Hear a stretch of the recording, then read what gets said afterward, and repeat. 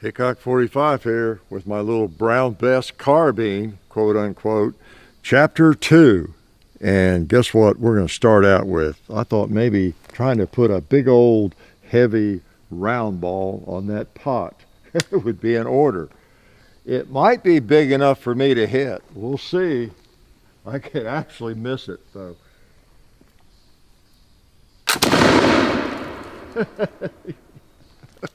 Like I said, I could miss it.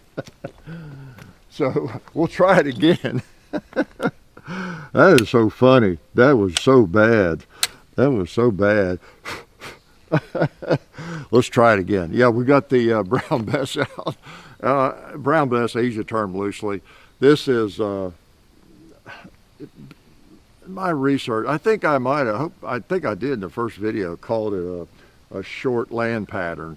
There's so many variations of the Brown Bess, quote unquote. It was really just called the land pattern, the short land pattern. There was a naval pattern, all these different sizes. And there was a carbine at some point, maybe a cavalry carbine, I don't know, but there were some of them this short and kind of like this. And that's what Pedersoli did, as I understand, based on reading what some experts and people really experienced in them, I can tell, had to say about the Pedersoli, for example, that I think they called a trade gun. Then a lot back in the early days, early 1700s, that the Indians would trade for and use, and settlers and other people. And they called them trade guns or carbines. But I think they didn't have a steel ramrod. They were different in some ways, maybe a different lock and whatever. So anyway, so I guess we could just say this is a carbine version of the Brown Bess, semi-historical in sense of all the configurations, but not entirely, maybe. Okay, some of you who know a lot more about them can weigh in on that. But it's pretty cool. It's my favorite length in this sort of firearm. That's the attraction, really, because 30-inch barrel, that's long enough, right? Even if I can't hit anything with it. Okay, so I'm gonna load it up, and again, and we're gonna load him up again. Okay, I'm just using 70 grain. Some people use more, some people use less. The way of the world, and I'm pretty bad with it no matter what load I use. As you can see, I buttered up some patches here. It seemed to work okay. You don't even have to use a patch as long as the ball stay down the barrel. It's not like you're gonna get greater magnificent accuracy out of it. It is a smooth bore. I joke about that because it's a smooth bore, and there's no rifling. I think in the first video I said something, I might have called it a rifle, I don't know, because it's a long gun. Aren't all long guns rifled? Well, it's a musket and it's a smooth bore. I knowed that quite well. I really did. Okay, now what I'm doing is I'm using 2F black powder, and I'm using 4F. I've got some in this old powder measure I'm using to prime the frizzen here as primer. Okay, I've got it on half cocked. Again, don't let me go off half cocked. It's pointed down range, so it'd be okay. Now, I'm not going to miss that pot again. Well, that pretty much set the bar, really, for low expectations. Of course, you always have low expectations with me, right? Okay. Now, you don't have to use 4F to prime the frizzen, as I understand. You can go ahead and use 2F and that kind of thing. But I had 4F, so I'm using it. All right. Comedy's over. Surely I can hit that pot. Maybe, because I don't think I can find a bigger one. Where am I going, John? Oh, I hit it. Maybe I hit it the first time. I guess not, but okay. I'm just hoping I did the first time. There is a hole in it, y'all can see that. So I did hit it that time. I know, I bet another hit would do it. Some people fall for that every time, so I like to do that. Yeah, I know, it's like a joke, like I was doing that on missing on purpose. But I tell you, there's a delay there, and I just struggle with it. And one reason I got it back out, I got to thinking about it. I've been studying Civil War more and different firearms that were used, and and history of muskets. And I went to Tulsa to the gun show recently, saw a few interesting ones there, and it got me thinking about this thing. I got to get this back out. I've had a mental block against shooting it. It's a really nice musket, really nice, and it's beautiful. It wasn't cheap. Just really neat. I need to get this thing out and practice with it and try to master it if that's possible. At least get the accuracy out of it that it's capable of. And it really is. Yeah, they're not, anybody might struggle. Like hitting a pig way over there at 75 yards, because when you get out past 50, you really start losing, I think, accuracy, and definitely past 100 and that kind of thing. I'm talking inherent accuracy, not just difficulty in shooting. Like if you put it in a vise, you're not going to get a really tight group on the gong or anything. Okay, it's a smooth bore, and different ways of loading can help with that. But yeah, it's okay. I enjoy shooting stuff here and maybe getting ready to hit the gong. So we'll see. And I have been told that these big old locks on like this, they are a little bit harder to shoot. They shouldn't be as hard as they are for me, though. Now, I'm not totally dumb about this, ignorant. I have I read about it, and I saw one used in a movie. I've actually, these are some of the flints, extra flints. Let's see. I changed the flint out twice today. When I got it out, I don't know which one of these, yeah, this one I think was in it. And it was working, seemed to be working okay, but wow, it's really chipped down. It's almost nothing. And I had some other flints, so I put this one in, and it was working, fired it a time or two, and it chipped off. And I'm not a flint napper, I don't not really do that. It might have still worked, but I went ahead and put a different one in here. So I've changed out the flint a couple of times, and it seems to get a good spark. See what I mean? Is this called dry firing? See that spark? Okay. I guess it's okay to dry fire one of these, right? There's actually no difference between dry firing and firing. So let me load it again. Now, they used during the Revolutionary War, of course, the British used these, the long ones mainly, and some of the Americans did too. Not necessarily that many, but they had them. They'd been around, a long time before the Revolution, American Revolution. And so folks, in this country had them. And but now the military, I don't know if others did, but the military, they had paper cartridges. All these muzzle loaders, even the cat and ball pistols, military ones especially, there were cartridges for them, right? And they're paper.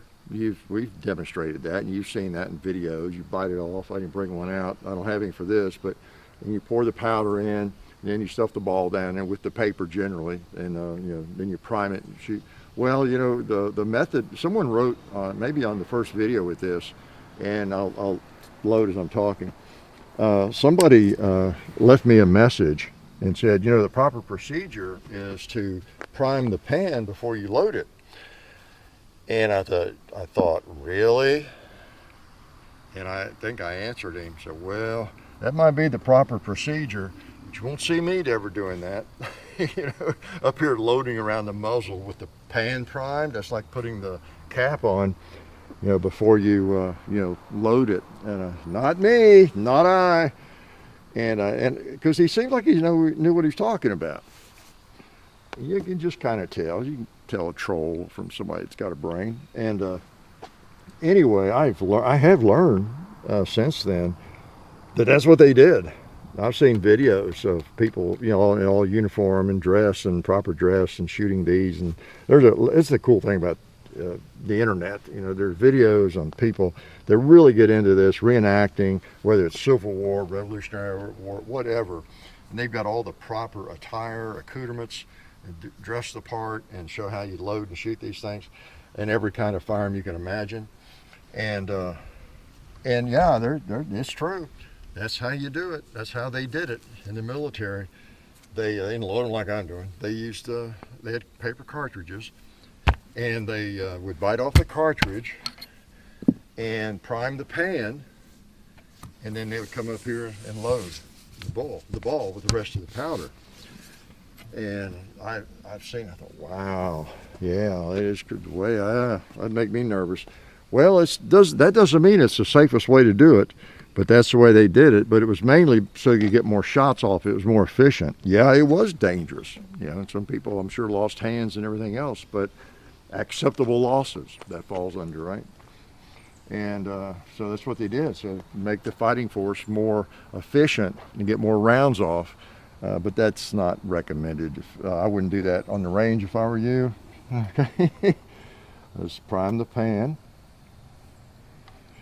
I'm an experiment. Is it okay if I try to learn something today too? People have told me you don't want that much powder in the pan. And then the less powder you put in there, actually the faster ignition you get. So I want to experiment a little bit. All right.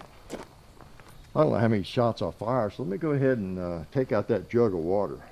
It is a 75 caliber ball, remember. Now watch me miss this. All right. All right. Boom. It is fun, and boy, talk about going back into history. I mean, a flintlock goes back. It's hard to pin it down, but it goes. There was a snap lock, I think it was called, that used flint. It was a little different than this, but using flint with the snap lock, flintlock, that was in like early mid 1500s. And then by the time I think we're in the 1600s, we had this type of flint, you know, kind of period. So it goes back to the 1600s. So, you know, you had almost 200 years, if not 200 years of this action. Wouldn't it be weird if you lived in the middle of a time period like that, where your grandfather, you know, handed you down a gun, and this is like the gun you'd go buy today, and the same gun your son or maybe your grandson will be shooting, you know, at the state of the art. It's interesting times. Okay, and I've shown you all this. I'll link to the first video, and you got your little touch hole there. You can probably see. I'll cock it all the way back. You know, the powder, again, the powder goes in the pan there. You saw me putting it in there, and then as it ignites, the spark, you know, from the flint hitting the frizzen ignites the powder, and then that goes through the hole, of course. And you don't have to have. I used to think you had to have it just piled up over that hole. That made it even worse, more of a delay. Actually, I thought it would help, but it doesn't, as I understand. And so it just goes through there into the chamber where you have your powder and ball, and that ignites your charge, doesn't it? So it's really a pretty ingenious idea when you compare it with the old wheel locks and the match locks and the hand cannons and the earlier devices that were used. So talk about history, a piece of history. You're messing with, you know me, I like all kinds of guns. So I still feel like there's kind of a void here that I don't like these more than I do. Why don't I like them more than I do? Because I love a cartridge, Old West single action handgun or whatever, a lever gun. I love an AR-15, a machine gun. I like all these things. It's an AK, whatever it might be. And so why do I not like these? Well, it's not that I don't like them. I just have not developed a love for them. Okay, so let's load it again. Okay, go half cock. Now they have a cover. I've seen a frizzen cover, and that is one. I don't know if all the soldiers had that or not, but there's a piece of leather slip over that, and that would prevent this from creating a spark, you know, if it did fall on it. So if you are loading the frizzen first, priming it first, at least with that on there, you know, give you some element of safety, wouldn't it? So let's go ahead and load it. This thing is too short to load here. See, if I do it down in there, the table won't rest, so I need to bring it over here and load it. Smooth bore. One of the reasons I've been thinking about too is I've got this idea I might want to get a smooth bore rifle, like an 1842 Springfield or something like that. And the more I think about that, and there it's a percussion gun, I think, well, do I want to go on back a little further in time and get like the Charleville or one of the copies of the Charleville, the Springfield muskets that is smoothbore and flintlock. Maybe I just want to go back to a flintlock. And because they were used during the Civil War, in the early couple of years there, and a lot of them were converted to cap lock, percussion, of course. So anyway, just interesting history.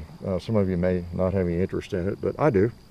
This is, by the way, a 75 caliber ball. That's a chunk. I've got the mini ball. This is a Civil War mini ball, 58 caliber. You realize this round ball, Brown Bess round ball, 75 caliber, it actually weighs more than that mini ball, that Minier ball. So that's a chunk, I tell you, for a round ball. Because generally a round ball is not as heavy, per caliber. All right, and this is perfect. They load pretty simply. As you can tell, I don't need to be loading for extreme accuracy. Well, you're not going to get extreme accuracy for one thing. At least I'm not. Extreme accuracy for me is being able to hit the barn door. I mean, I really fit the joke. You couldn't hit a broadside of a barn door. Well, you know what? You might be right with this. Okay, we're on half cocked. We don't want to go off half cocked. I'll only use that joke 1,000 times, right? Okay, so far so good with my flint I put on here, and the amount of powder I'm putting in. It's just an incredible delay. I'm going to shoot that piece of metal down there just to show you the size of the hole.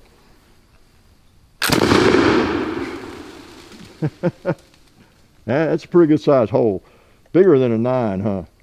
Bigger than a 9mm. And I've not shot any steel yet. We'll have to do that. Okay, I'll load up another time or two. Then I'll let you go. So again, you see what I'm talking about. Just a beautiful, beautiful firearm. The brass and wood furniture, and could shine it up, but it wouldn't stay shiny long, would it? See the smoke coming out of the charge hole there. And I did shine that a little bit. It was really getting cruddy with green on it. Just a beautiful, beautiful firearm. I don't deserve to own it, really, if I'm not going to bring it out and shoot it. So, all right. Pretty cool, no doubt about it. Just haven't lived till you shot some black powder.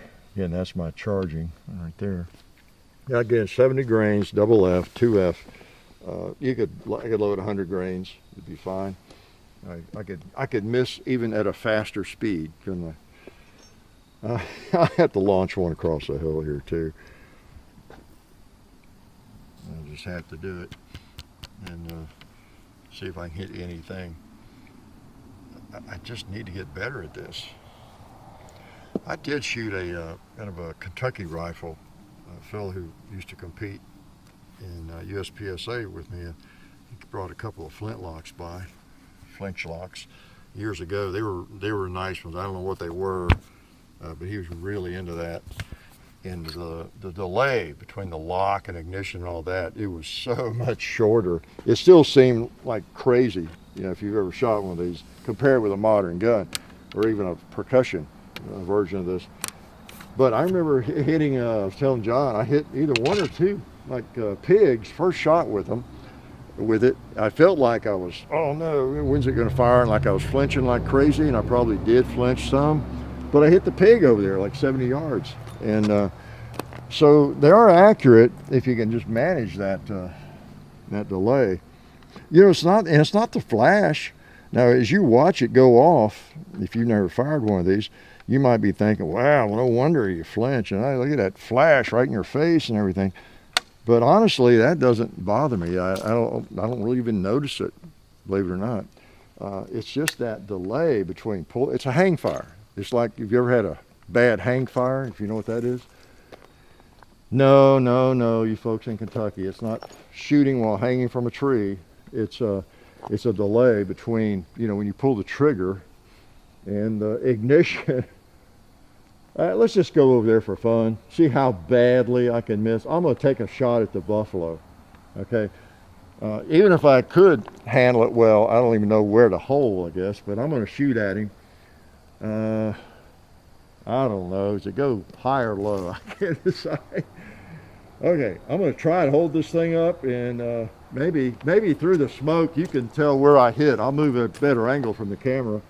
All right. Buffalo, you're pretty safe, I'm sure. So I might have seen something right in front of his nose. I don't know. Anyway, we'll fire one more. So cool. It obviously the joy for me with this gun is not being able to pick off anything with it. It's just the operation of it, how it works. I guess it's a little bit like if you've never fired a machine gun and you get your hands on a full auto like AK or something, it's going to be cool, even if you don't hit where you wanted to hit. I guess it's a little like that, just the other extreme. It's just so different and so historical, especially if you don't read the Pedersoli, you know, on so historical, this type of action. So many decades, even centuries. This was state of the art. Hard to believe, huh? Hard to believe. I bet we might even be better off if this was state of the art. I bet there wouldn't be as many woke people shooting these, right? All right. We'd all, back in the day when most people minded their own business, not everybody. There's always been busybodies, right? It's just a human characteristic, I guess. All right. Now, you might wonder what kind of lube I have on here. Well, neighbors have a young baby and some extra diapers they threw out, so I was able to get some lube and some used from those used diapers, and it works pretty well. Actually, this is Wonder Lube. Yeah, Wonder Lube. I did that before we started. Got those lubed. These are not like, I'm not recommending. These are some round patches I found I have, and they're tight enough for me. They're fine to add to the accuracy a little bit. They go down pretty easily. There's nothing difficult about loading. I don't want anything else difficult about this operation. I'll just put one on the paper. There we go. That's the problem. I've not really sighted in on paper yet. Yeah.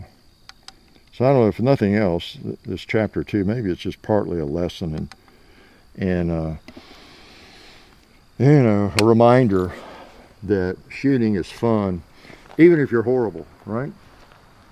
I bet you some of you all who are new at shooting and you couldn't hit that pot with a Glock maybe, or you'd have trouble, you probably still enjoy going out and shooting. I mean, really, it's just fun. Go watch somebody shoot basketball. They really have a lot of trouble hitting it, but they don't go home just because they're having trouble. It's just fun to do. All right, let's try the paper. Oh no, went off. That, my ladies and gentlemen, is known as a flash in the pan. I did put powder in, didn't I? Or did I try to end the video with a dry ball? I'll hold her down range here. I'm not as worried about it firing as I don't want to ignite this little bit of powder I've got in there either. Let me put just a little bit in there and then hit the think again. Maybe I didn't have enough powder. Well, aim at the paper just in case. Just in case it goes off. It cocked all the way back. All right. We'll let her cool off. And were you watching close enough, John? Did I not put powder in? He's not sure. We'll let it cool off. I'll put some more in it, and I'll try it one more time, and then make sure we're not getting our charge hole clogged up. There's something in there. That's powder. That's powder. Got to be. Yeah. Yeah, it sure does. That's powder. Maybe it did get clogged up. Okay. So we'll put plenty in there this time, and I think she'll go off. So I don't know what else to tell you. A lot of fun. Just chapter 2, having some fun with it. Brought out some accoutrements. that you might have wanted to have on you. As you might infer from my shooting ability with this, if I was carrying this, I would definitely want something like this on my belt, maybe a couple of these on my belt, actually 3 or 4 axes on my belt, and maybe a couple of handguns if I had them, single shot or not. I would need them, right? Some really good sneakers to head in the other direction. All right, let me try them again. Okay. I'll make sure I get plenty in there. All right. Yep, had a couple flashes in the pan. All right, I'm confident. What'd I tell you? All right, to shoot this thing, okay? I think I will. You know, it's a little easier to clean than a lot of muzzle loaders, the rifles, muzzle loading rifles, because it's a smooth bore. And I do just need to get it out more often. You don't even have to bring caps. Duh. Just powder is all you need, right? And then keep it clean. And anything smooth bore is going to clean a little bit more easily. I think the barrel is even maybe chrome lined. I don't know. I know that's cheating. They probably were not chrome lined back in the day in the 1600s, but I think this one might be. Maybe not. But they still, it's newer. And of course, this gun's getting a little bit of age on it. It's not an old gun, but it's not a new gun. Do y'all realize when we did the first video with this firearm?